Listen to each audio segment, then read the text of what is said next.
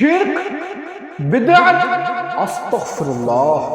Hello, मैं होली आपका दोस्त, नाम है मोटिवेशनल स्पीकर, नाम है बिजनेस कोच। मैं 11 रबीउल अव्वल को फैज़ान मदीना गया। जी हाँ, फैज़ान मदीना जो कि कराची के अंदर वाक़ है। मैं वहां पर गया 11 रबीउल अव्वल को, और अंदर मैंने क्या क्या देखा और क्या क्या रिकॉर्ड करके आप लोगों के लिए मैं अंदर से लेकर आया हूं ना। आप देखेंगे, आप लोगों के होश उड़ जाएंगे। बातें भी करता रहूंगा और साथ साथ बी रोल फुटेज भी चलाता रहूंगा, जो आप लोग देखते रहेंगे। सबसे पहले हम फैज़ान मदीना पहुंचे और वहां पर रश, अंदर की बात नहीं कर रहा, बाहर पार्किंग के अंदर पार्किंग देखकर मेरी आंखें खुल गई। इस तरफ भी पार्किंग, फुटपाथों पे भी पार्किंग, साथ में अस्करी पार्क है उसकी पार्किंग, वो पार्किंग भी फुल।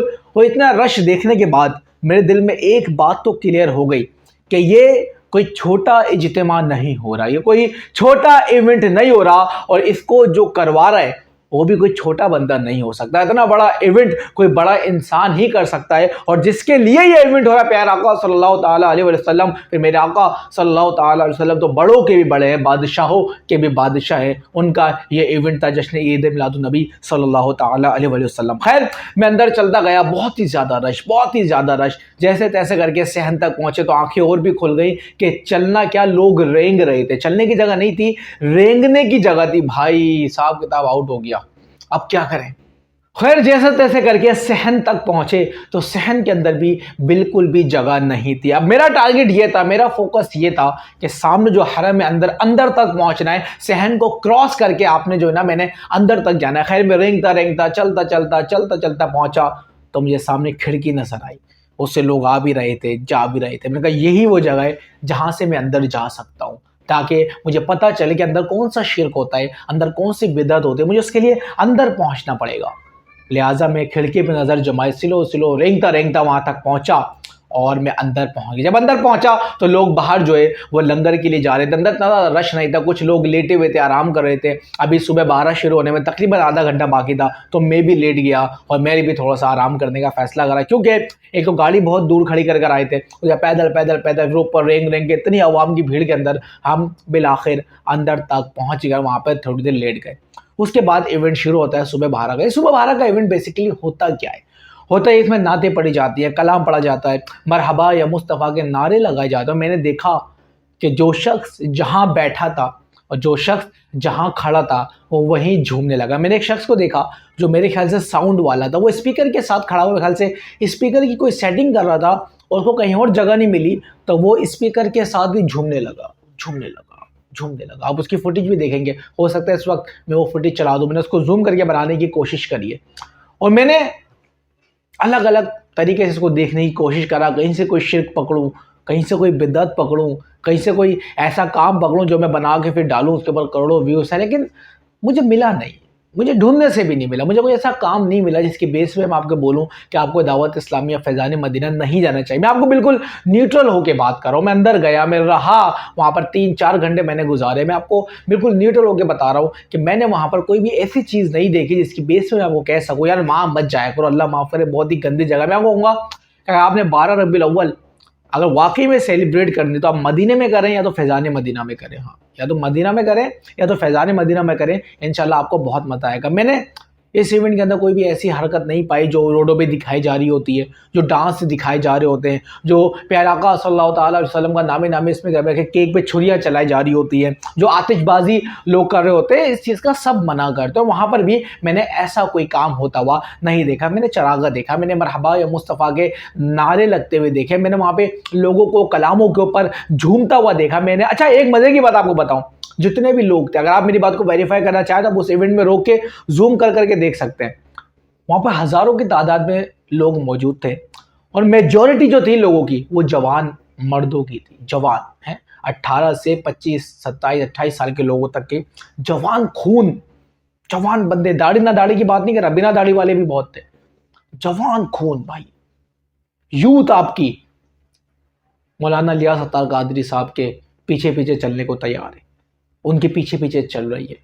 भरा पड़ा था फैज़ान मदीना। अगर आपको कोई एक 20 के अंदर से मैं कहता हूँ एक आपको बूढ़ा नजर आएगा, 19 जो है ना आपको जवान नजर आएंगे। पूरी मैं कहता हूँ अगर दावत इस्लामी को अगर जवानों की तहरीक कहा जाए तो गलत ही होगा। इसमें मेजोरिटी जो है वो जवान है, मेजोरिटी जो है वो यूथ है। क्यों यार हम लोग क्यों इनके पीछे चल पड़े हैं? एक दफ़ा सोचने की बात है, एक दफ़ा करने वाली बात है। क्यों आज का लड़का जो है वो यूनिवर्सिटी वाला, लड़कियों वाला, कैफ़े वाला, डेटों पे जाने वाला, पापा की प्रिंसेस को घुमाने वाला, आखिर क्यों उनके पीछे चल पड़ा? ऐसे क्या इन्होंने सोच लोगों को दे दी? ऐसा क्या इन्होंने लोगों का माइंडसेट बना दिया कि लोग जवान बच्चा लड़कियों को छोड़कर, जुए को छोड़कर, डेटों को छोड़कर, बच्चे की कॉल को छोड़कर, इनके कहने पर फैज़ान मदीना जा रहा है, वहाँ सेलिब्रेशन कर रहा है, इनके कहने पे मदनी काफ़िले में जा रहा है, इनके कहने के ऊपर वो जो है वो दीन में आ रहा है, दाढ़ी रख रहा है, लोग इंडस्ट्रियाँ छोड़ लें, गाने बाजे छोड़ लें, फिल्में ड्रामे छोड़ लें, इनके कहने में ऐसा क्या है? जब आप गौर करते हैं, जब आप गौर व फिक्र करते हैं, तो आपको एक बात समझ में आती है कि जो काम ये कर रहे हैं, ये कर नहीं रहे।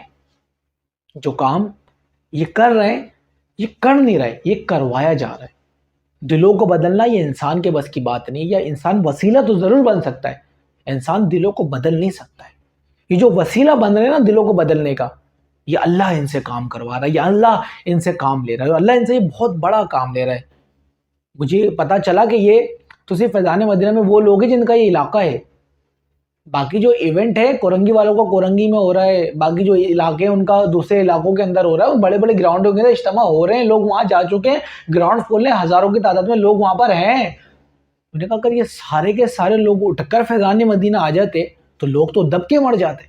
हो सकता है इनको नो एंट्री का बोर्ड लगाना पड़ता, अंदर दाखिला मना कर देते। सिक्योरिटी बहुत अच्छी है, high level security, high level security. तो अगर आपने आज तक दावत इस्लामी के बारे में बुराई सुनी है, या आप दावत इस्लामी की बुराई करते हैं, दिल में थोड़ा आपका है या कि यार ये लोग ऐसे होते हैं, तो मेरे ख्याल से अभी आप दावत इस्लामी से बहुत ज़्यादा दूर है। मैं आपको सजेस्ट करूँगा, सजेशन दे रहा हूँ ना, मैं ऑनलाइन अर्निंग के दे रहा होता हूँ, फाइवर अपवर्क की दे रहा होता हूँ, अमेजोन की बता रहा होता हूँ, यूट्यूब से पैसे कैसे बनाने बता रहा होता हूँ। एक ये भी सजेशन है, अगर आपके दिल में थोड़ा बहुत भी है ना, एक दफ़ा जाए यार, एक दफ़ा देखें। लेकिन किसी को जानना है ना तो उसके पास जाना पड़ेगा, उसको देखना पड़ेगा। सिर्फ लोगों के सुन सुन के मैं नहीं कह सकता ये गलत है कि सही है। मैं जाऊंगा, मैं देखूंगा, उसके बाद मैं डिसाइड करूंगा कि सही है कि गलत है। अब एक दफ़ा जाए, एक दफ़ा देखें, इनके बीच में बैठें, कोशिश करें इनके जो जिम्मेदारान होते हैं उनसे बात करें, इनके जो लीडर्स होते हैं कोशिश करें उनसे बात करें।